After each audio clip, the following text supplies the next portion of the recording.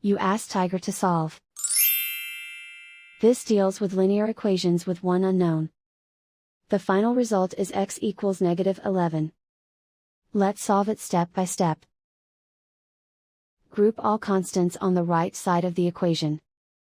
Subtract 4 from both sides. Group like terms. Simplify the arithmetic.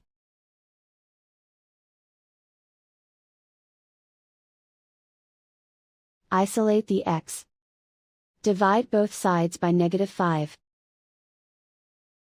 Cancel out the negatives.